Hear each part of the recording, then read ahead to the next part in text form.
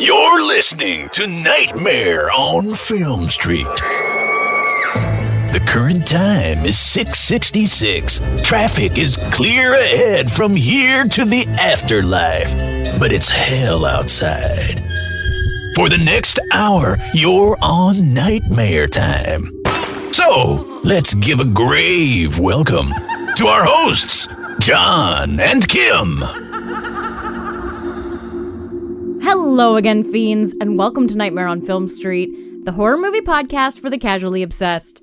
I'm Kimmi. I'm John. And we are doing it. We are doing our best of 2024. This is the one episode of the year where I feel like we should be wearing a suit and tie. You know, like we have like da-da-da, da-da-da style music, like hello and welcome to the top 10 horror films of 2024. Like I feel like this is the one we should be taken seriously. I'm in my fucking pajamas. Like I'm more relaxed than I should be. It's also the end of the year. It's near Christmas. Everybody's powering down. Oh, right. Ready to clock out for the next 4 weeks. Yeah, nobody wants to do nothing. I had champagne with orange juice today and then a fucking nap. That's right. And we're all bummed that Nosferatu hasn't come out yet. Yeah, so this list has, mine at least, has a number one in there, but everything's getting bumped down one. Okay. We all know it's happening. There's a 1A and a 1B. I apologize to number 10. You're off the list. It's a top 11 that we're doing this year, and one of them... Number 0, Nosferatu. Okay, I was going to say, one of them's a mystery movie, and who knows where it appears. It's number 0. So, 2024. This is always fun to do. I love doing this at the end of the year because we don't really follow box office stuff for obvious reasons. Horror movies, not always the box office successes that get reported at the Hollywood deadline. Unless you're Terrifier, because everybody's like high on Terrifier. They're like, oh, it only cost them $60,000 to make. But it's because it's got one guy and he doesn't even talk. But it's not like that makes the top 10 of the year. Like, I think if we really want to get in there and do the math and go like, okay, budget and marketing, because it wasn't Moana 8 or whatever. Yeah, right? Exactly. Like, case in point, my number one movie did not make the top 100. It almost didn't make the top 200 box office results of the year worldwide. You contrarian. I stand by it. I think it's incredible. We'll get to it later. I think we had the same number one this year. I think you're probably right. So I was curious if you wanted to give a stab at guessing what some of the top 10 movies of the year were. Because if there's one person who pays less attention to box office reports than me, it's Kim. What movies came out this year? That's the problem, right? Is Wicked on there? Wicked's actually already on there. It's at the time of recording, that movie's been out for a couple days, maybe a week at this point. It's number 7. Okay, so I have the memory of a fish, so I'm going to be like Gladiator 2? Oh, sorry. Okay, looking at the worldwide box office, Wicked's not on there yet. It's not. I think it's number 7 They've on sold domestic. enough popcorn buckets. They'll get there. Yeah. By the way, 2024 is also the year that saw the 55th movie to make $1 billion worldwide, wow. Which is crazy. You guessed Gladiator 2? Yeah. Not in the top 10. I was just going to say, though, 2024 is the year where you have to try to find a brand that didn't partner with Wicked on a merchandise deal. Oh, yeah. Wicked is everywhere. It's made it very hard for Kim to find a new tumbler or a new travel mug. Everything's got a Wicked symbol on it. I just want a dark green one for regular goth. This really sucks if you like, yeah. Not for musical goths, for regular goths. If you like black and dark green, you're screwed. Everything's got a fucking witch thing on it. And like, I like witches, but I'm not a big Wicked fan. Okay, I'll give you a hint here, Kim. Number 10, Kingdom of the Planet of the Apes. Okay, I'm sure there was a Planet of the Apes this year. That makes sense. Of course. Yeah, there was almost made $400 million. Bad Boys, Ride or Die made a little over $400 million. Wasn't that a Netflix movie? No, you're thinking of Beverly Hills Cop. Axel F. Okay. Take some stabs. I don't know any other movies that came out this year. I live in a horror bubble, John. Okay, fine. Let's just run down it. Number 8, Beetlejuice. Okay, yeah, that was a movie. And we can basically stop there, I think. Number 7, Venom, The Last Dance, at 468. Beetlejuice made 450. Then we got Kung Fu Panda 4, Godzilla X Kong, The New Empire, Dune Part 2 is number 4, and then the top 3 are Despicable Me 4, Deadpool versus Wolverine. Was that this year? That actually wasn't too long ago. And then Inside Out number 2 was the top number 1 movie of the year. Inside Out number 2 was number 1. Yes. Okay. Inside Out 2 was number 1. Oh. Yeah, Inside Out 2 and Deadpool and Wolverine are the 54th and 55th movies to make $1 billion worldwide. And Despicable Me 4 almost made it. I have seen 2 movies in the top 10. Yeah. I think domestically Twisters made it into the top 10. So you've seen a couple. If it makes you feel better, Beetlejuice was number 4 domestically. Ooh. Yeah, and none of those movies we will be discussing on this week's episode of Nightmare on Film Street. So, Kim, do you want to... I'm going to let you choose. Do you want to go first and set the stage for our top 10s? Or do you want the last word?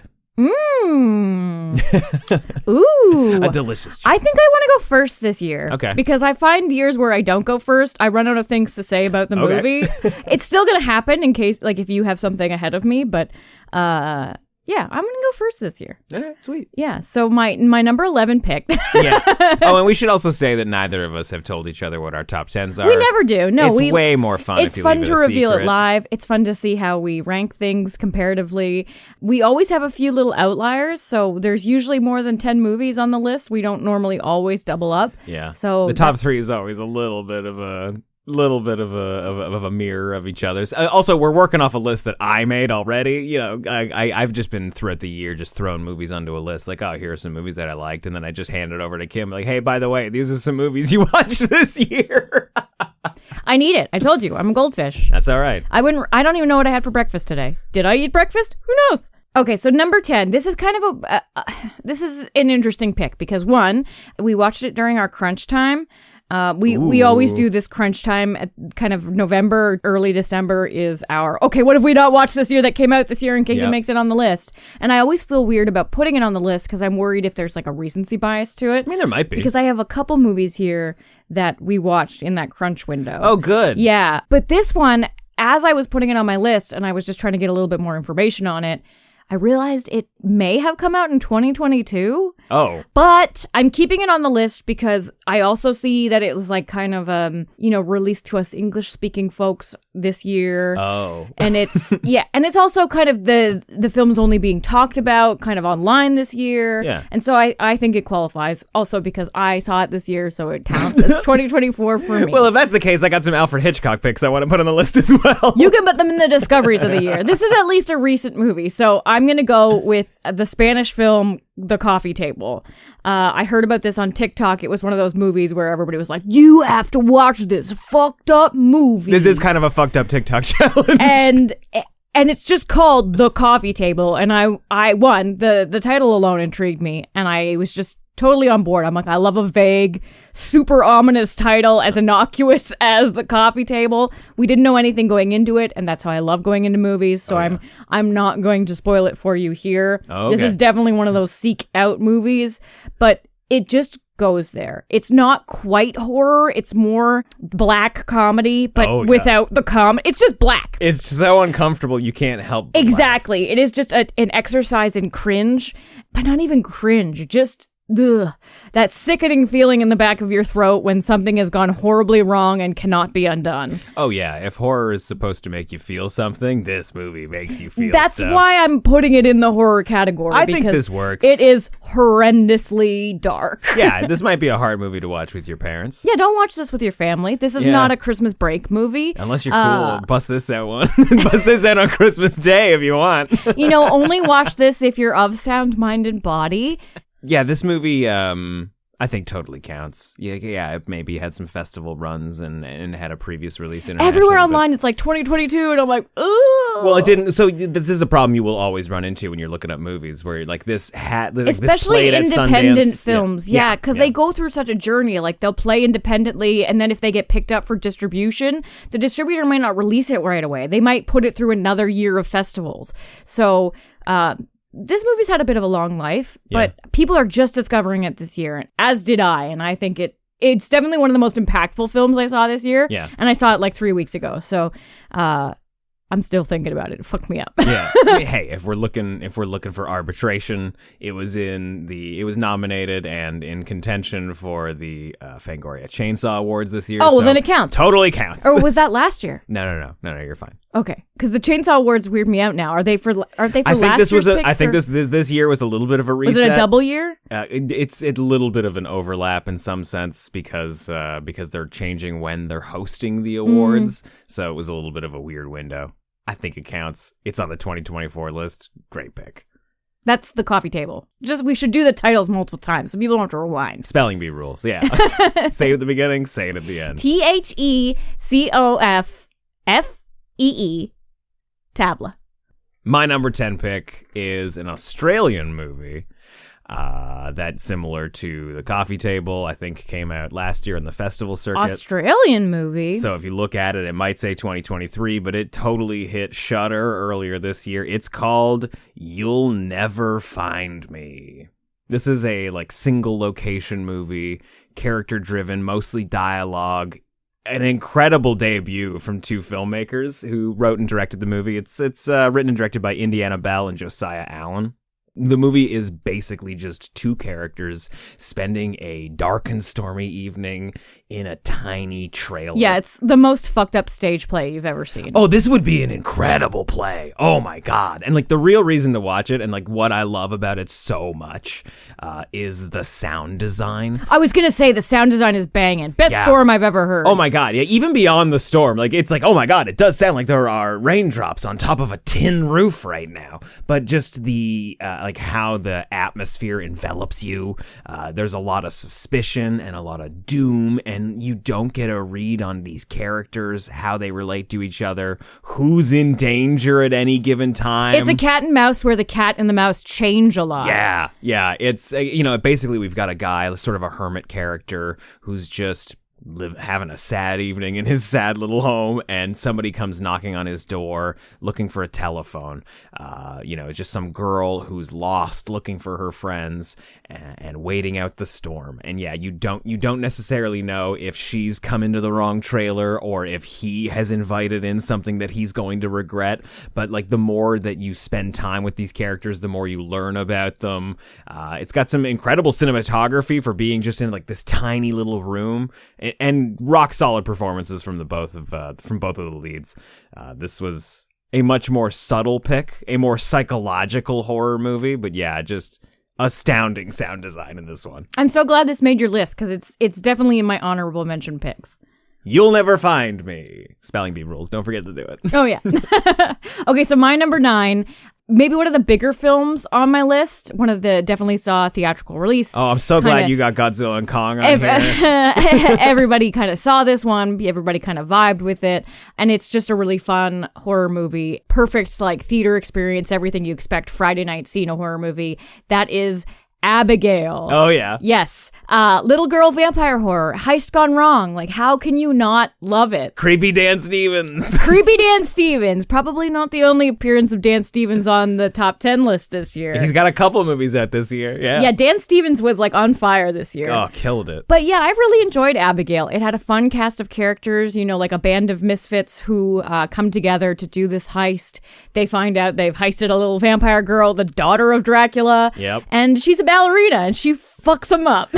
Don't you love a horror heist gone wrong? Especially when it's a vampire. Again, I'm only talking about Dracula 2000. Deep Rising's also another good pick, but yeah, love a secret vampire movie. I mean, it's not really a secret. We all kind of knew it was coming, but it's still really fun. I also just love when characters are stuck in a big old mansion and they can't get out, and it's all kind of one location, but there's also a lot of fun changes. We're in the grand library, or we're in the nice bedroom, or we've got a jail cell it was an elevator they locked her in. Yes. But yeah, really fun. Also a really great little performance by Catherine Newton. She's not the star in this, but she's got a fun little vampire moment that I thought was really great sequence this year. Catherine Newton, that's the one from Freaky, right? Yep. Yeah, maybe like one of the best scenes of the entire goddamn movie. She is earning her horror movie cred. She is just staying in the genre, and I am loving her for it. Yeah, you know, like, I think the cast of this movie was just like, okay, we only cast people who would be great if they were vampires. Maybe not all of them get turned into vampires, but every single criminal in this movie, if all of a sudden they had fangs, you'd be like, fuck yeah, he's a vampire, let's go. Dan Stevens, great jerkwad vampire, you know? Yeah, I always love a movie that's got like 100 gallons of blood in the finale. Good pick. Yeah, so that's Abigail. My number 9 pick, another wide release that I'm sure a lot of people have seen. A Quiet Place Day One. Wow. Yeah, that's right. You really like pizza. That's honestly, if that wasn't the arc of the movie, I don't think it would have resonated with me as much. I really just wanted her to get that slice of pizza. I just really like marionettes and I really like pizza. Yeah, pizza is the through line of this movie. You know, A Quiet Place, holding hard to that tradition of trying to make you sad, and from the director of Pig, pulling on those post-apocalyptical heartstrings. Yeah, was there any chance that this movie wasn't going to try and rip your heart out of your chest? You know, knowing that it was from the same director as that Nicolas Cage movie Pig, which still destroys me now thinking about it.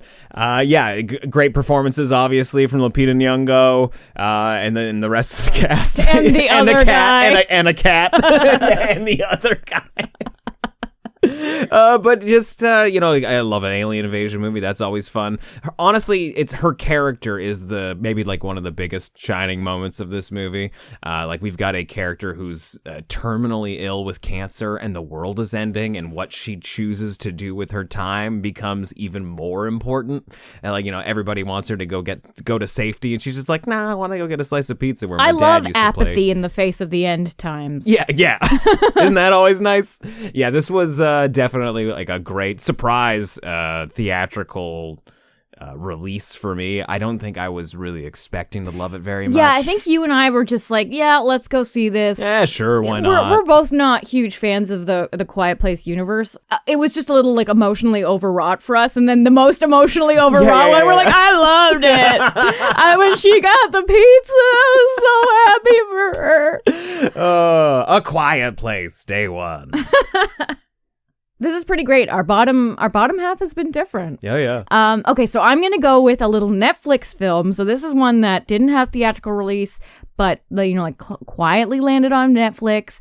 We watched it after it had come out, and I was like, John, why didn't we review this movie? Why didn't we interview the director? Why didn't we do anything in relation to this film? Because it came out in October, and we were very busy and very tired.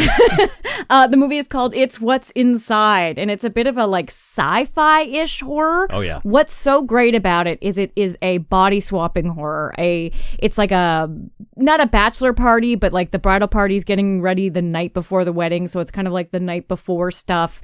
We have a gang of college friends who are all in a artsy McMansion, all takes place over one night, and then the kind of black sheep of the group who's kind of lost contact with everybody kind of shows up out of nowhere. He's got this suspicious looking briefcase, and he opens it up, and it's a body swapping machine. So cool. And they start playing this party game where they start swapping bodies with each other and trying to guess who's in whose body.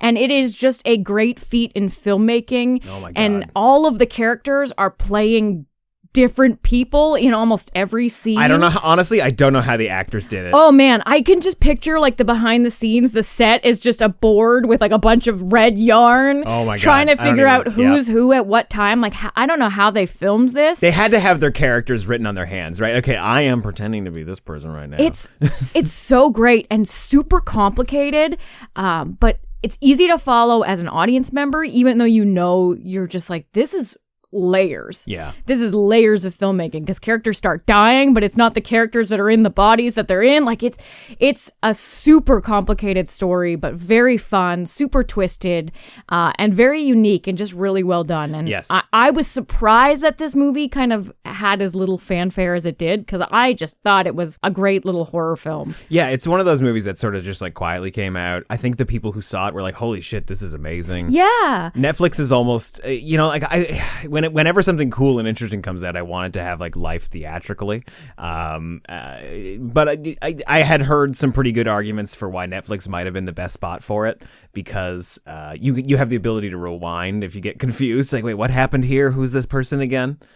Not something we necessarily did with it, but yeah, like some incredible decisions on how to showcase who's inside whose body at any given time, and when they decide to not tell you who's been swapped. Mm-hmm. Well, and the characters all have really unique distinctions, so that even when somebody is playing somebody else, the characters are consistent throughout. Yes. Like the person who is Angie or whatever is Angie the whole time. You know what I mean? Like it's really great story writing for a movie that has like 9 characters, and you know who everybody is, even though they're swapping through different actors, is just a really great story writing. Yeah, like I cannot give enough credit to every single person on screen in this movie for just being able to portray several different characters so easily. Yeah, and it's crazy too, because this was just like a Netflix pickup, so it wasn't like it had Netflix money to fucking make this movie. Yeah, and like the writer-director, Greg Jardin, sort of, I don't want to say cut his teeth, but like, you know, became a Netflix figure by making promos and trailers and like supplemental material for them, like short films that would be used to promote new series. Mm-hmm. So he had a bit of a relationship with Netflix, but this movie went to Sundance. It's purely indie. They picked it up, but it started a huge bidding war, like despite not being in... That makes me so happy. Oh, yeah. It was one of the most expensive movies bought at Sundance. Yeah, so another indie success story, even though there's no box office receipts to count up. Good stuff. So if you haven't watched that yet on Netflix, definitely check it out. Like, super fun. Also, it is in an art house. Like, it's got a lot of fun colors and weird set design and stuff. So you're just gonna like enjoy it visually. It's set in that weird, like, is this a time period? Is this now? Or like, where are we? A lot of fun, quirky, like camera techniques and decisions in that movie. It's great to look at. So it's what's inside. All right, my number 8 pick.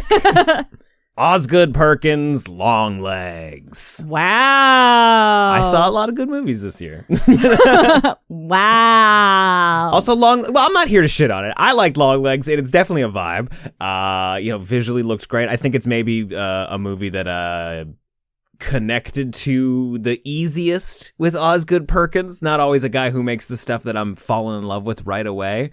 Definitely helps when you hire Nicolas Cage as like a really weird satanic serial killer who's obsessed with T-Rex the band. Oh, the music in this movie kicks so much ass. One of the better looking movies of the year, has some of the best scenes of the year. And surprise, it's only your number 8 then. Well, it's because this movie also, I think... I'm just saying what the audience is thinking, John. Okay, well, you know what? Maybe it sounds like this movie might be on your list later on, so I'll reserve some of what else I want to talk about. But... Don't you love a creepy puppet? This lots of good to say about this movie. A movie that I would expect is going to show up on a lot of people's best of 2024 list, including probably Kim's. So we'll leave it at that for now. Long Legs. Okay, so my number 7. Another bit of an indie pick. This is a Shudder film. It's also French. The film is Mads. Good movie. And it is a found footage film. It's like a super high octane, chaotic. It's found footage, but we are running the whole time. If you really enjoyed the Rec series of films, or Record, depending on how you read REC, it's that same vibe. Like, this is another movie that I don't want to spoil because the movie is the journey. Mm-hmm. And the chaos is better if you don't know where it's headed. Yep. And like Rec, we're safe to say, like, it's a zombie movie, but that's not what makes Rec so good. It's that it is fast and furious, and it has that adrenaline rush that you get from this being like a one night only, stuck in the city, shit is going down, and we have to like either escape or fight back. And that's what Mads is. And it's really great. Also, it's French and it's classy. And there's a lot of bike riding. And I don't know, you really go through Paris, which is crazy. Like, I don't know how they shot this. Did they guerrilla shoot it? Like, did they shut streets down? Did they shoot it at 4:30 in the morning? I have no idea. But I thoroughly enjoyed this. This was a movie that John put on and I wasn't too keen on, and I was like, it was like 10 minutes in, I just dropped everything I was doing and I was like, what the fuck is this movie? Because it has me. I really enjoyed this movie. Yeah, no, Mads was a lot of fun. Another surprise this year that I haven't seen a lot of people talking about. I think it's ripe for discovery. I think when people find it, they're gonna go nuts for it. Also, it's 89 minutes. You can't go wrong. Yeah, and if you're keen on it, like if you want to go watch it, go to Shudder, put it on. Don't even read the description on Shudder. Like, just go put it on. It's found footage. It's chaos. You're gonna enjoy it. That's Mads. Mads. Like Mickelson. Yes, okay. All right, well, my number 7 pick, which honestly I think is very good back to back with my number 8. We're talking about Arkasha Stevenson's The First Omen, another vibe-heavy movie. I don't know what's the top of John's list, because I don't know what the fuck's happening on the bottom half of John, John's you're list. reading your list backwards. John, you're taking all my movies. Well, then I won't talk about it too much. You know, like we've... I'll just kick you whenever you do one of my future movies. Okay, well, this is a fun little bit of something that I discovered while I was looking at that Box Office Mojo list. The First Omen made less money at the box office than The Strangers Chapter 1. Oh no! Yep, that's right. The two of the most surprising moments in cinema this year have been a horrifying birthing sequence in The First Omen, and also a disgusting cheeseburger that somebody eats in The Strangers Chapter 1. Yeah, Arkasha Stevenson did the unthinkable, took a movie that I had absolutely zero interest in and made it one of the more like visually arresting films of the year. So much so that we did an episode on it. You can actually hear John talk about it for 40 minutes if you just go back in the feed a little bit. Exactly. So I don't want to go, I don't want to talk too much about it, also because there's a chance that it might pop up again later in this list. But that's Arkasha Stevenson's The First Omen, my number 7 pick. Okay, so my number 6 pick, this is another one of those crunch time watches. You and I just kind of wanted to check it off the list, and it turned out to be absolutely one of my favorite movies of the year. And I don't think this one's going to be on your list because this is very much a Kim movie. And I don't know if you vibed with it as hard as I did while we were watching it, but the movie is The Devil's Bath. It's a German-Austrian co-production, and it's based on a book, but it's based on true accounts of women in the 18th century, in the 1700s, in Germany, who did suicide by murder, and they often murdered little kids. Mm-hmm. And the character in the movie, Agnes, she is kind of an amalgamation of two women who, very true, murdered kids so that they could get murdered by the quote-unquote government. I don't know how much of a government there was back then, but... Right. It's like the 14th century suicide by cop. Yeah, exactly. It is dark as fuck, and it is this kind of very folky horror, subtle, quiet movie where we're following this woman who is just trying to start her adult life. She gets married to a man who's definitely homosexual and doesn't love her. Doesn't love her romantically. I think we learn, that he cares for her, but just not in the right way. She's got an overbearing mother. Work is too crazy. She can't do anything right. And she does the unthinkable, and the world punishes her for it, but it's not really punishment. It's just one of those movies that just lingers in the gray area, and it's kind of romantic in a way. I don't know if you love goth stuff and sad women, you're gonna love this. It's super dark and haunting. It's a period piece. It's a little bit folk horror. Dark history. Who doesn't love dark history? This is like on Kim's Mount Rushmore of Oblivion, Open Thy Arms. This movie looks incredible too. The cinematography. Yeah, for the Wednesday Addams out there, Yes. This is in the top 10. Yeah, I think it's a lot of natural lighting, shot on location in forests, like low creeping fog across everything. I just love a good period piece horror. We're in little stone cottages. I just love it. Yeah, there's so much muck. It's from Veronica Franz and Severin Fiala, the filmmakers that made The Lodge and Goodnight Mommy. So, super optimistic people who make really uplifting films. I'm actually going to seek out the book that it's based on. It's Suicide by Proxy in Early Modern Germany, Crime, Sin, and Salvation by Kathy Stewart. I'm going to find that because that book is so up my alley. Yeah, Kim also just bought a book about ectoplasm that she's been devouring, and the photographs in it are awesome. There's two things I love. It's early modern seance ectoplasm and suicide by murder. And I'm probably gonna butcher this name too, but the performance and the lead performance of this movie is wonderful. Incredible performance from Anja Plaschke, who was originally, I think you were telling me, she was originally the composer of the movie, and they had a completely different actress lined up, but scheduling conflicts, right before production, that actress was no longer able to be in the movie, and she just stepped in. It's crazy. I couldn't picture the film without her. She is the heart of the movie. Incredible. That's the devil's bath. All right, so my number 6. Another indie darling from the theatrical circuit, a movie that made a lot of money and, of course, had a headline reading, rakes in $666,000 at the opening weekend box office, was Late Night with the Devil. Oh my God, was that this year? That was this year. Oh no! Oh God! Kim's top 10 now has 12 movies on it. So there's the other problem, right? That movie came out festival circuit in 2022, but only officially came out this year. Okay, well that's unofficially on my list. Asterisk, Kim also has it on her list. It just doesn't have a number value. Which one you want to replace? You can do it right now. None of them. No, it's okay. You got a couple picks ahead of you. Go ahead and just take one off. No, I'm kidding. Okay, yeah, no, it's in spirit. This is a tandem pick from both Kim and myself. Thank you. We want to let you all know that if you haven't heard already, Late Night with the Devil's really fucking good. We also talked about it this year. There's an episode for it. Yeah.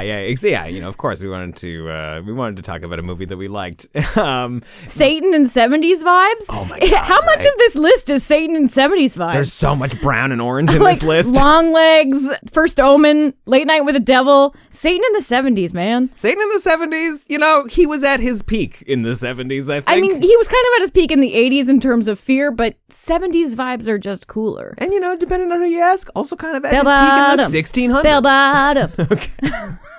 Great performance from David Dastmalchian. I mean, I think you've heard a lot about this movie.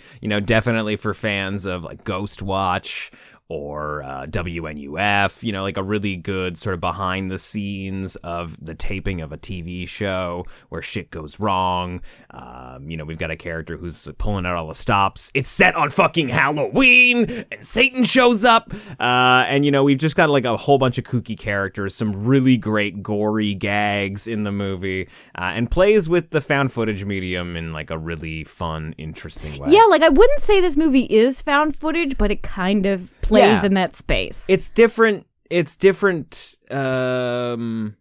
approaches to shooting, because nobody's compiling this footage for the film, right? Because we're seeing newspaper clippings. We've got a voiceover from Michael Ironside at the beginning of the movie, which is also just a fucking tone setter. Shit gets dreamlike and chaotic at the end, where we're not literally watching what's happening. We're clearly in a hallucination. Yeah, Satan has definitely taken over. We ourselves watching the movie get hypnotized by somebody, James Randi. It's great. Oh yeah, it's a super fun pick. One of the best movies of the year for sure, and that's number 6 on my list. It's number 6 on everybody's list. On everybody's list, Late Night with the Devil. I can't believe I missed that movie. In my head, it didn't come out this year. You're like, oh, John made a mistake when he put this on the list. We've just been talking. What an idiot! I feel like we've been talking about it for 5 years. Yeah, absolutely, we have been. I'm doing number 5 now. Number 5. Okay, so this is another theatrical recent watch. Okay. I'm going to go with Smile 2. Wow. Yeah, this movie just really resonated with me. I think it was the sleek, musical aspect. We're following a pop singer who just happens to be, cursed with the smile demon. No. And it escalates the way the smile demon does. I was not a huge fan of the first Smile movie. Yeah, I thought it was okay, but not incredible, right? Yeah, and the fact that this one landed with me so well makes me want to go back and give the first movie another chance, because the curse itself worked for me more this time. They did a great job of passing it off, how feasibly this person who's an insulated pop singer who's doing her like comeback tour after a very traumatic and chaotic past. She had problems with drugs. She got in an accident that killed her famous boyfriend. Like, she's got a lot of trauma right for this demon to eat and chew on. But yeah, it was very, very fun. And it kind of fed me in a way that I wanted Trap to, and Trap didn't quite do it for me. Yeah. I liked Trap. We really got a lot of pop star horror this year. Yeah, we sure did. But Smile 2 really went the extra mile for me this year, and I just thought it was fun. I feel like I really missed like the best part of this movie too, because I was getting a haircut that went a little too long, so Kim went into the movie without me, and I missed the opening sequence. I watched most of this movie by myself. I mean, the with guy a did bunch a great of job. 14-year-olds who stole our original seats. Isn't that always the way? Yeah, the filmmaking in this movie is really great. And that's another thing from, like, I don't remember the first one, the camera work being so good. Yeah. There's a lot of sweeping through the rooms and just, like, rotating slowly. And when, there's creepy demons in the corner who, like, move like the fucking ghost in Mario, it's super effective. The ghost in Mario. And the opening sequence is, like, one continuous long shot. It's got Kyle Gallner in it, and we all love him. He's another great scream queen.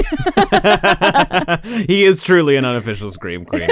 It's funny. The cinematographer, Charlie Saroff, who shot Smile and Smile 2, also shot Relic, which we loved, and 2024's Night Swim. Yeah, I do remember the Night Swim was cinematography. 2024? Yeah, it came out in January. Fuck. Yeah, yep. This has been a long year. They always are. Yeah, no, I did enjoy Smile 2 as well. Some of the scare sequences in that were great. I do remember Smile 1 looking very good and having good scare sequences. There's just something about it that, yeah, I'd like to go back and rewatch it too. Mm-hmm. I think it was the finale. And the same as this one. Like, I don't love. You don't like when you see the big smile monster? I don't love the creature's final form. I think feel it's like great. the movie itself and how the creature functions is very scary. Uh-huh. And then in the finale they go there, which credit for them for going there. But I'm like, this is a little silly. This is getting a little silly now. It is a little silly. I was scared. Now I'm not. But that Smile 2, definitely a nice surprise for me this year and a fun theatrical experience. I was John Free for a bit of it. Kim got to eat all that popcorn by herself. No wonder she had like the time of her life. All right, my number 5. A movie that has actually already come up on this list.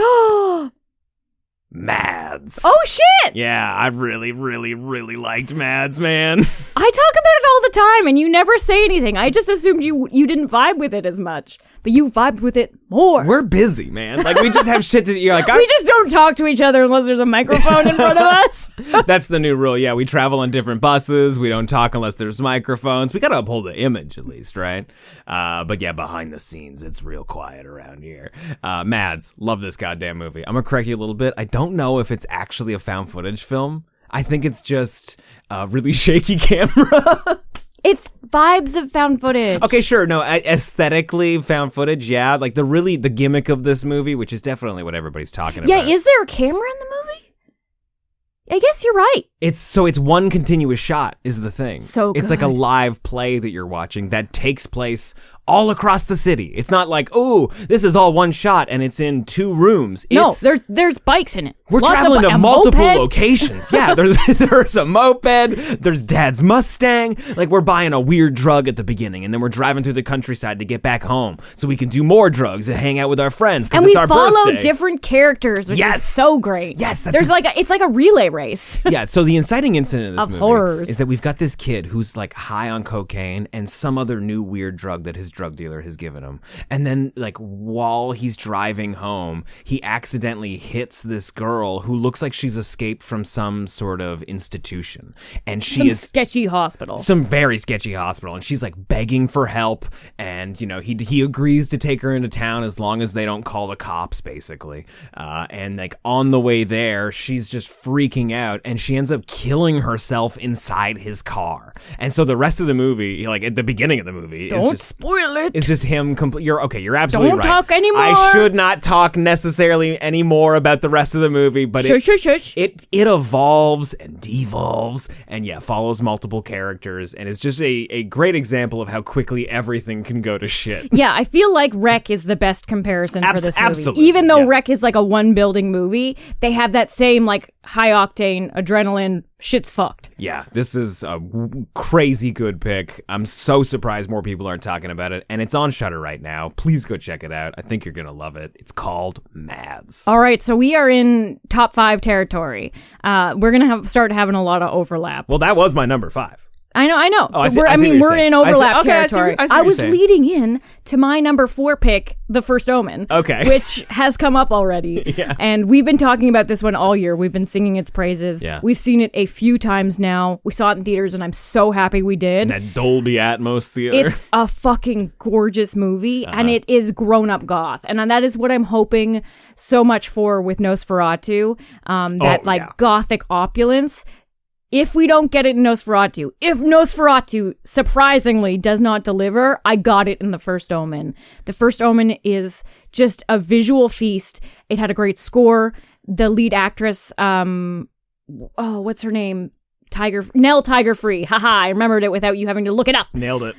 She is fantastic, and it's such a feat for her because she's playing like Spawn of Satan / about to be a nun. Like how you can balance those two things and be believable at different points. She does a fantastic job. I loved her in this. Incredible. And 70s Satan vibes, y'all. There's a dude who gets cut in half with a car. Loved it. Loved it. Yeah, no, this is definitely an example of, trippy, hallucinatory visual storytelling that doesn't always land. Like, pretty often I'm rolling my eyes when I talk about a movie being a vibe, but Arkasha Stevenson does an incredible job making this a vibe. This movie was just yummy to watch. Yeah. It was just yummy to look at. Absolutely. Spooky yummy. It suffers a little bit from the, continuity. Prequelitis. The prequelitis of it all. If this was its own original story, I think it would have been incredible.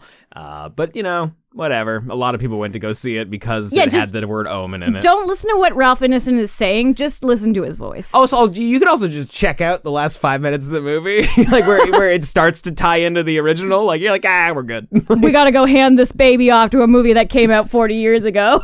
You're like, I'm going to go beat traffic. I'm going to get in the car and leave now. Like when you leave before the encore of a band. Oh, man. Oh, yeah, but really... Gotta get out of the parking lot before all the cars come. Rad pick. Some fun deaths in this movie. Great moments of horror. Definitely the better female body autonomy, evil church movie of the year. Yeah, we've been having a lot of female body autonomy horrors because of the Roe vs. Wade. Like, we've just been getting a lot of immaculate conception movies. Yeah. Immaculate devil conception movies. Uh-huh. And none of them really immaculate conceptions. Yeah, that's true. The devil works differently. Yeah. And The First Omen, I think, is the best of the bunch. Yeah, it made it a little bit higher on your list than I was expecting, but I'm also not surprised at all. It was just fucking good. You're like, what's that? Boney M's on the soundtrack? I know, I almost said it. I was like, and they had a Boney M bump. The 70s, baby. All right, so that was Kim's number 4 pick, The First Omen. My number 4 pick, doing a French double feature here. Ooh. The Vourdelac. A movie that... I am not surprised. No, of course, right? Not surprised. This movie's got a life-size puppet, like a whole-ass marionette that's a full person, that's emaciated, and definitely undead.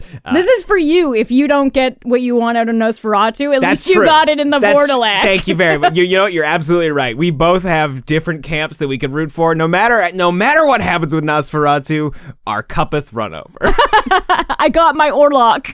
The Vourdelac is so fucking good. It's super French. It's very period. I'm pretty certain it's shot on film with old lenses. It has an incredible quality to it. It really does look like a movie that was beamed here from like the 30s, and they've colorized it. Except for the puppet. Except for the puppet. The puppet is amazing, though. So the idea here is that we have this French nobleman who's lost on the countryside. With the best blush. Yes, he's such a pathetic little character. I love him so much, though. And he, is looking for help. He finds his way to this hidden away house on the countryside, and the family is here awaiting the arrival of their father, who has left. And he's instructed the family that if he comes back. If he doesn't come back within 5 days, then he's dead. But if he comes back after 5 days and he knocks on the door, do not let me in, because I will have become a monster. I will be a Vordelak. Who fucking knows what that means? But it's so ominous, and it's just this great little like urban legendy opening for this movie. And surprise, surprise, Dad shows up just a little too late, and maybe there's something wrong with him. And he's a puppet. He is this giant creepy puppet, like a horror nightmare reject from the Henson Corporation, and it's so creepy, skeletal looking. Is definitely for the silent film fans, for the Muppet fans. The puppet acting is really good. Yeah, no, this is one for the weirdos, guys. Check it out. It's called The Vordelak. I'm so glad it made it as high on your list, because it's definitely in my honorable mentions, but I knew it was going to be on your list. You know, it's so funny too that you're talking about like how you've got like you've got The First Omen if the Nosferatu doesn't line up. The Vordelak is actually one of the earliest vampire stories we have. It's based on an original story called The Family of the Vordelak, which was written by a Russian author, and it came out before Dracula. I love the name Vordelak. Isn't that rad? I feel like we should start adapting that as a subspecies of vampire. Yeah, so like, I love vampires. You have your rock stars, your Lestats, and then you have your Vordelaks, your puppets. Okay, so Kermit is a Vordelak. Kermit's a total Vordelak.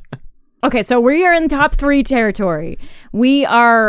Now, there's been a couple big movies that haven't come up, so I'm interested to see if they make your list. Maybe. We're running out of titles. It's been a weird year. Okay, so my number 3 has come up already. Somebody put it way too far down on their list. That was who you ask. Osgood Perkins' Longlegs. We saw this one a few times in theaters, because the first time I was like, I feel like I missed a lot. Yeah, same. There were a lot of hidden Satans I missed. A lot of devil horns that were in the background that I did not catch the first time, and that you still have not caught some of them. Nope. Yeah, I'm just like, did you see that? You're like, no. No. I was eating popcorn, drinking soda, thinking about stuff.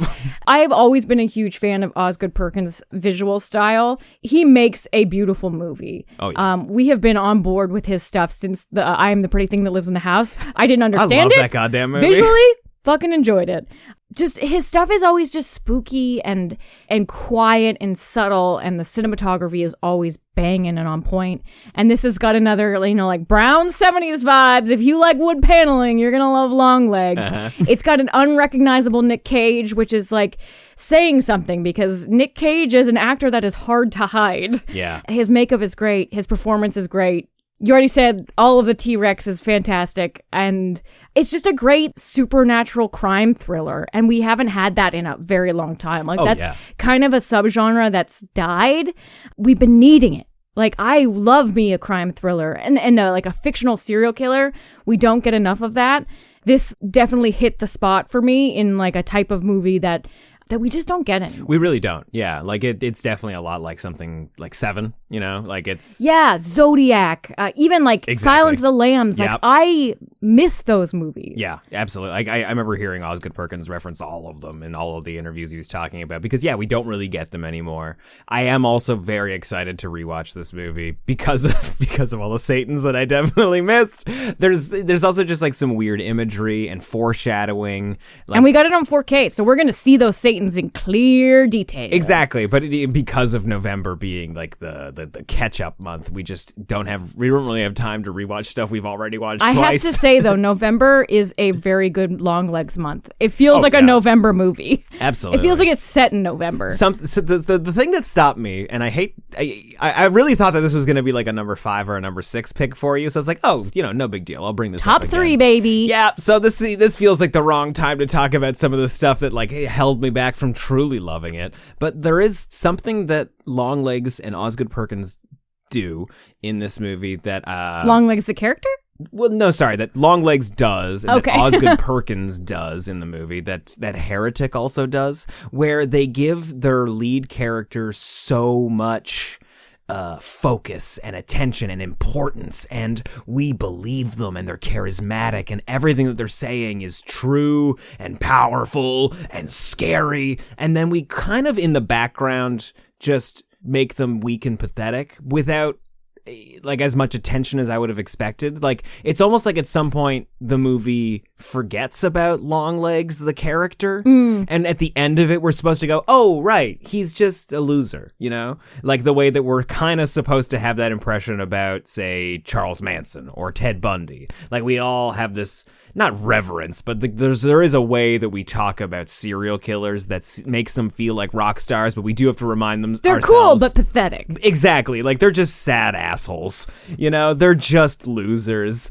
and I just feel like they build up so much about this character and then they kind of abandon him halfway through. It's funny you say that because I feel like the first half of the movie is my preferred half of the movie, because we start to get in like, oh, and he was doing this big grand thing with dolls and stuff, and I'm just like, yeah. And the importance of there's all these They're letters. creepy looking. These creepy letters. We've got to solve the letters. And you're like, the letters don't mean anything. Yeah, the letters aren't important. Like, it's just, so much of it is just like, that doesn't matter. That doesn't mean anything. Yeah, they look cool. Yeah, I mean, he's been bored for 30 years. Of course he was going to write some letters. We got to go on a spooky goose chase. This is a crime thriller, goddammit. Also, have you learned that, you probably have because you're on the internet a little more than I am, but have you learned that the girl at the hardware store is Osgood Perkins' daughter? So it's just like, Dad, that weird guy's in here again. Like, it makes it even better. One thing I do like about the movie too, before we can move on, is just that it doesn't have too much Longlegs. It doesn't have too much Nicolas Cage. That's true. Because that character is a lot. It's a vacuum. It sucks up the whole room. We do not get an overabundance of it because he is very silly, and that's just by his zany. He's mad. He's crazy. Mm-hmm. Too much of him would have changed the tone of the film, and they use him just enough. And he's framed very well. We don't see his face a lot. He's cut out, so he's super ominous. Like when we see him in the beginning and we only get his shoulders, you're like, fuck no. Yeah, no, that opening's great. It was also fun to watch that like a week or two before your birthday. It's fun to see the almost birthday girl put that in her top 3. So good. That's Longlegs. So my number 3. What is it? A movie that I'm really worried at this point is not going to show up on your list. I really thought it would have already. But my number 3 is Oddity. It's not on my list. God damn it. God, don't you love a creepy mannequin? I do. Like, I really didn't expect me to have these giant mannequin movies. I cannot believe how high it is on your list. It's in my honorable mentions. That was a creepy mannequin. This is one of the creepiest goddamn movies of the year, and it all boils down to just rock solid writing, great atmosphere. Like, the scares of this movie are very subtle and subdued, but the way that the characters talk about the setting and what's happening, it just completely sucked me in. It was like an episode of Tales from the Crypt. So I agree with you here, and this is where my kind of like what stopped me from putting it in the top 10 is it felt like part 1 in a 3-part short story. Like, I hope we get those. I hope we get part 2 and part 3. Tales from the Crypt Keeper, a creep show. That's okay. I mean, if you're unfamiliar with it, Oddity follows a character who is blind. She's played by Carolyn Bracken, so she plays dual roles. She is one of a twin, and her twin was murdered a year ago. And so she has come to the house that her dead sister and her brother-in-law had bought where she was murdered, and she owns an oddity shop, and she brings this giant wooden mannequin that was apparently owned by a witch. This giant wooden monster. Yes. He's so fucking creepy with looking. Terrifying eyes. And so she's there with the intention of solving her sister's murder. Like, there is a person who has been pinned for this murder, who's been convicted of it, is currently in a mental institution. Like, he's criminally insane, but she doesn't believe that he is the person who actually killed her sister, and she's there now to get to the bottom of things. And yeah, it's just murder most foul, spooky, maybe supernatural stuff happening, and just some incredible dialogue, wonderful screenplay from a director who made it's written and directed by Damien McCarthy, who also did Caveat that came out a couple years ago. Like really subtle stuff, really great indie horror filmmaking. If you like dialogue driven stuff and some late night scares, I really highly recommend you check out Oddity. I'm glad that you enjoyed that so much. It's visually one of the creepiest movies of the year. Hell yeah. You screamed so loud. That mannequin fucked me up. So the movie scared Kim so much that she won't even put it on her top 10. Scared me out of loving it. All right, so number 2. I wonder if, is this going to be your number 1? That's is this going to be your number 2? I don't know. I'm going to go with The Substance. I'll go ahead and say right now, this is also my number 2. Okay, cool. All right, let's do it. Let's do it. Let's tandem our number 2. I haven't wanted to talk about this movie so goddamn much. I think that means our number 1 is the same. That probably means our number 1's the same. That's very cool. That's okay. We also both had Late Night with the Devil on our list. Oh, we did in the same exact spot. same spot. I knew I was going to vibe with this. Demi Moore. Right? Say no more. Love her in horror. Love her here. She's playing, like a fitness guru who's aging out of the job, and she just wants her youth back. She just wants, that eternally youthful, vivacious life that she's been living. And, she looks fantastic for her age. But it's for her age that she does not want anymore. Exactly. And she gets this opportunity to try The Substance, which is this neon green, aesthetically pleasing, but underexplained serum that she has to take. I think perfectly explained serum. Thank you very much. And she becomes a double. She has a young, hot version of herself named Sue who climbs out of her back. Oh, God, it's cool. They share a life. They get 7 days on and 7 days off, and you cannot go over the time. So, of course, we're going to go over the time. Of course! And body horrors happen, but it is just like a combination of like lime green, hot pink, leg warmers, and butts and body horror. Oh, yeah. It is a monster of a film. Oh, yeah. Man. And I fucking loved every minute of it. It's- It is an infomercial gone wild. It is actually maybe like the perfect me and you movie because it is so gross and so gorgeous. Yeah, it's aesthetically pleasing and then horrible. Yeah, it's so good. It's like Freaked or Basket Case and Death Becomes Her. That is the mashup of this movie. Watching it, you can't help just imagine that it's Jane Fonda. Like that's who I'm only thinking about watching the movie. But it's Demi Moore. Demi Moore's incredible. What a perfect role for her. And I cannot believe she went as bonkers. Like in this bonkers movie. She really went for it. Yeah. I love this movie. And the reason why it's at the top of my list is because I think it's one of the most rewatchable movies of the year. Yeah. I think we're going to be watching this movie for a long time. Incredible soundtrack, right? This movie is going to have longevity. It's fun. It's fun to watch. It's gross. It's gorgeous. There's so many different things to appreciate in it that it's going to have a life. I'll also say this, I don't know if this is how most people have been talking about it. It's definitely maybe not how people are discussing it on horror podcasts, but truly, I think funniest movie of the year. Hands down. I was cackling watching this movie, especially Dennis Quaid's character.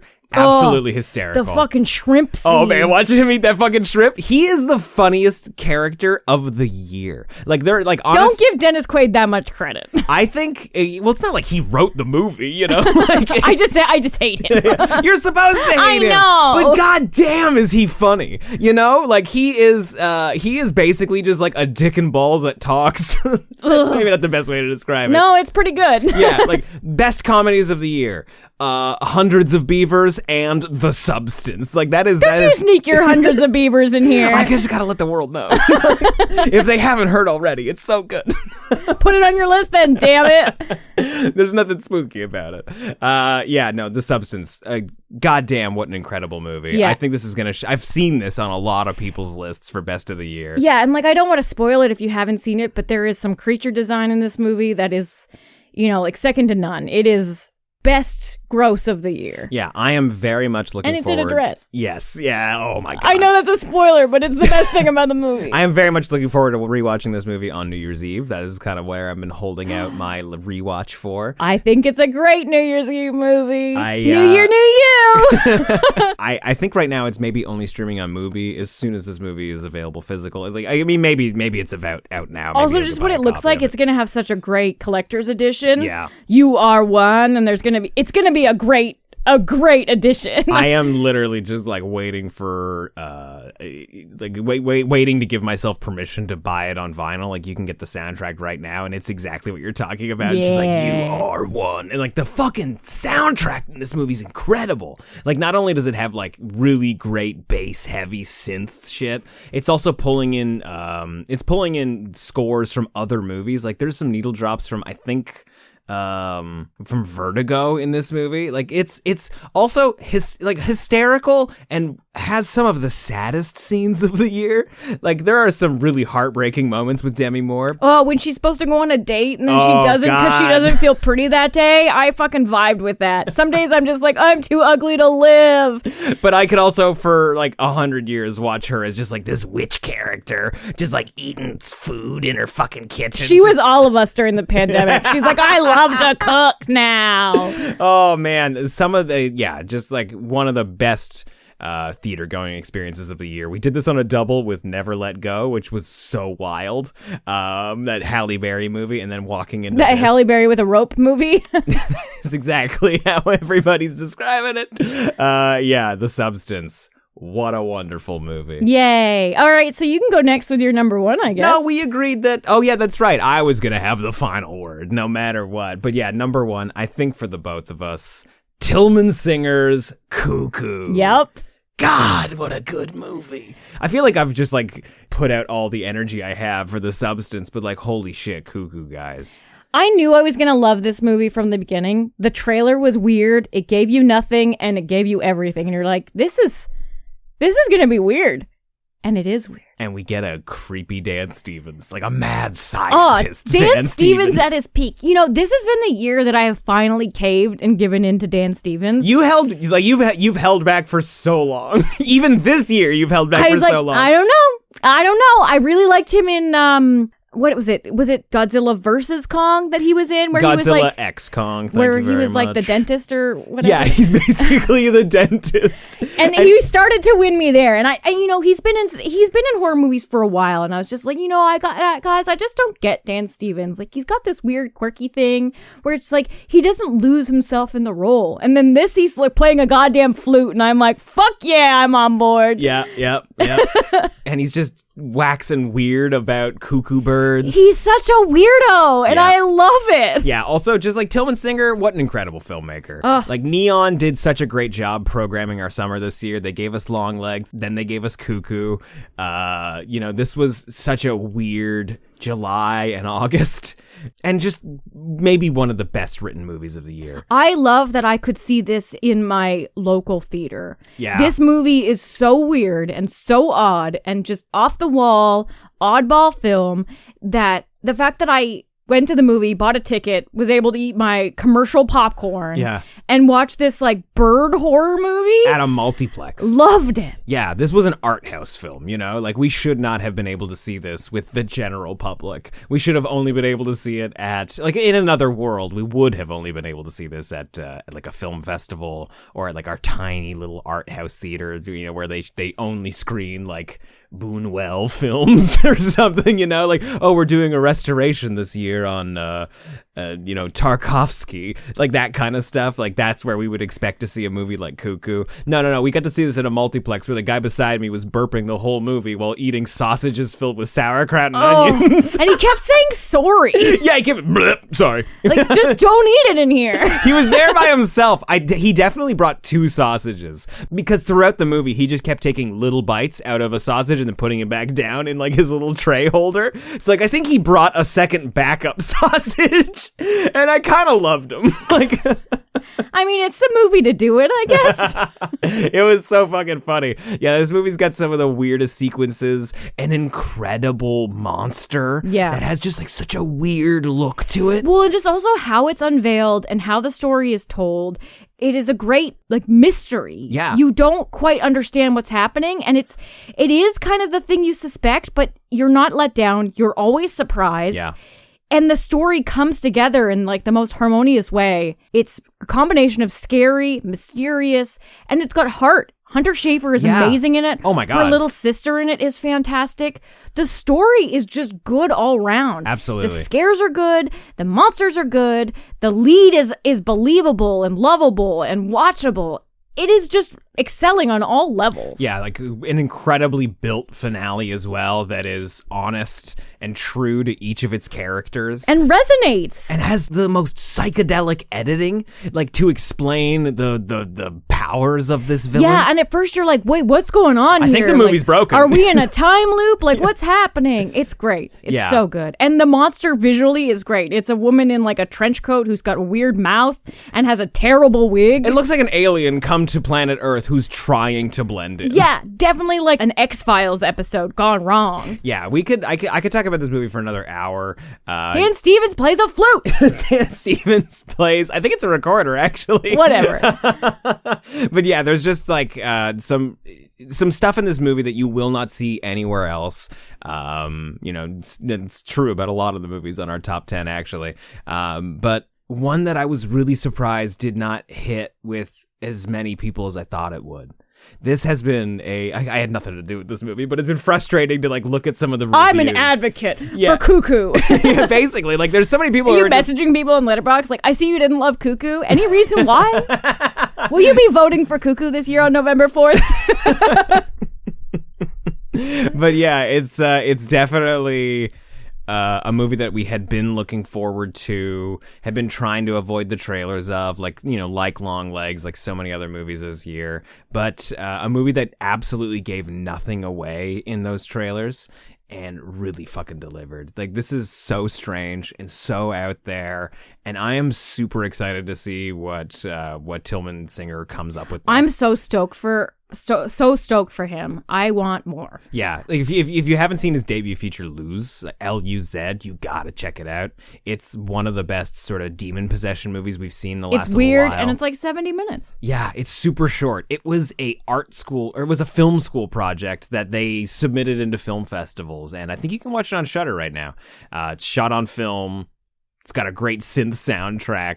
And yeah, like I really do think that like the weirdos who are making like the best modern movies right now, like Osgood Perkins and Jordan Peele or Robert Eggers, like I think Tillman Singer should absolutely be in those I know, I'm like, get in there, Tillman, get in there. Yeah, Coralie Farge, is that how you pronounce her name? The director of The Substance? I didn't say it because I didn't know how.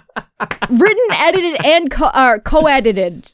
Like, the fact that she co-edited The Substance is kind of fantastic. I mean, but I'm glad you attempted to say her name, because I was like, I don't know how to say it. Yeah, no, that movie, like, so much of what's so great about that movie is the editing.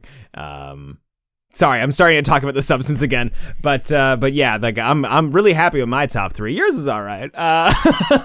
Rude. But that was Cuckoo. Our number 1 movie of the year. I knew the second I saw it that it was going up there. Oh yeah, well, I was like, well, I saw my favorite movie of the year already. Yeah. Well, the thing about November though is that it's always got some surprises, and like for you, The Devil's Bath made its way on there. I had a feeling, I could tell halfway through the movie that it was just like, oh, this is. You're like, oh, Kim's gone. I've lost Kim. Yeah, I was like, yeah, this is all right. Like it came out earlier in the year. We were a little busy when it came out, but like I threw it on the watch list for later on. I also kind of felt like it wasn't going to be my vibe, but I was like, Kim will probably like this one. I could not have been more right. Yeah, my biggest surprise this year was definitely Smile too. Oh, yeah. It was just such a great theater experience, and I really appreciated the cinematography, and I love me pop star horror. I guess it's just a new thing for me. Pop star horror is it. So when you saw The First Omen, did it hit with you like right away? Like, was that the first movie this year where you were like, oh, this is going on the top 10? The First Omen? Yeah, for sure. I was like, wow, this was goth. I really enjoyed it. It wasn't until we watched it a second time that I was like, you know what? This is a really fucking solid movie. The moment for me was when her one night stand dude got like severed in half by that car. Yeah. I was like, well, this is going on the top 10. When she was holding that top half of a guy. I'd say like The Vordelak is maybe the first movie we watched that I absolutely fell in love with. You pulled out your notes app and you were like, Vordelak number 1. That's how it started. That's so like I usually like in the middle of the year start putting together my best of the year to keep track of everything. I do everything 10 minutes before we're supposed to record, which is why I didn't realize that Late Night with the Devil should have been on my fucking list. That's okay. Yeah, no. So it was like The Vordelak, and then every movie that came on had to compete with it. And then as soon as Cuckoo came in, I was like, good luck everybody else. Like, I don't know that you're going to beat this one. I felt that way as soon as we watched Cuckoo. We might have said it. We were like, well, top 10 list has some tough challengers. I will say halfway through the substance, though, I was like, shit, goddamn, Cuckoo, you might want to watch out. It was a very close top 2, but I think they're a great top 2 because they're both very weird, but very well-written stories. Yep. Like complete stories that are ambitiously strange. And I think they are approachable. Like, I think you could put them on and somebody would be like, oh, I know what kind of movie this is going to be. And then you're like, oh, wait, what the fuck's happening now? Like weird enough shit. that your friends would be like, what the fuck am I watching? But not too weird that they would get up and leave and not be your friend anymore. I don't know about that. It's possible. It's definitely possible. Well, hopefully they'd still be your friend. But yeah, so that has been our top 10 of 2024, minus Nosferatu, because we have not seen it yet. But it's probably on the list. It's definitely going on the list. I mean, those early reactions, man. We got 1,000 real rats with Willem Dafoe. Can't go wrong. Real rats, John? That's real right. Practical rats. Like, we've gone so heavy into practical now that we're using real rats again. Honestly, if that moment from the trailer where Orlok's hands are shadows going over the town in the movie for more than 3 seconds, it's probably getting my number 1 spot. Oh, absolutely. Visually, I just ate that up. Uh-huh.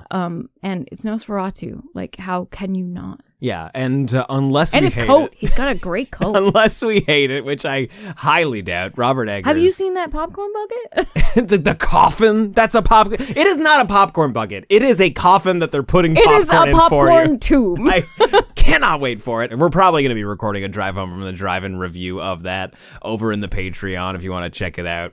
We'll be back again soon to talk about some other movies we loved this year in the feed. But in the meantime, we'd love to hear what your favorite movies of 2024 were. Hit us up on social media, wherever you're listening to this. Hit us up on social media sucks right now. Hit us up on Discord. Honestly, it's usually like a soft ramp up to talking about Discord. Hit us up on Discord. Discord is the real place. There's no algorithms there. That's the best way to sell it. It's nofspodcast.com/Discord. There's only like 1,000 of us, so like people will, if you write something, somebody will actually read it and respond. That's right. It's not a big, like, you throw something in the ether and nobody sees it.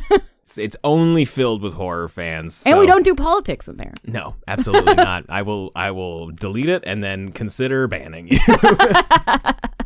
Thank you so much for listening to Nightmare on Film Street in 2024. We hope you had an amazing year, or at least a year filled with amazing horror, even if it was a shitty year. That's all you can really count on, right? A year with good horror. We had such a dope year. We have a book out now that came out at the end of November. If you haven't grabbed it yet, go grab Cocktails from the Crypt. Ask for it for Christmas. Buy it for your friends. Go to your bookstore and be like, where the fuck is Cocktails from the Crypt? And if they don't have it, tell them they need 10 copies. But yeah, thank you so much for supporting Nightmare on Film Street and listening to the show and, like chatting with us on social media and hanging out and just, enjoying horror movies. Horror is the best genre ever, and we're the best people ever. Horror fans, us. Yeah, no, it has been a wild year. I can't wait to see what 2025 brings and all. Like, mostly just horror movies. Like, in 2025, guaranteed, our car is going to break down or some dumb bullshit I mean, our fridge broke this week, so that's been fun. Something's always falling apart. Hopefully next year it's not us, but we'll be back again soon to talk about more horror movies. And until then, I'm John. I'm Kimmi. Stay creepy. It appears you made it out alive, but we'll get you next time. Help us to grow the horde. Leave a 5-star review on Apple Podcasts or wherever you subscribe. More terror can be found lurking on our website, nofspodcast.com. Until next time, stay creepy, fiends.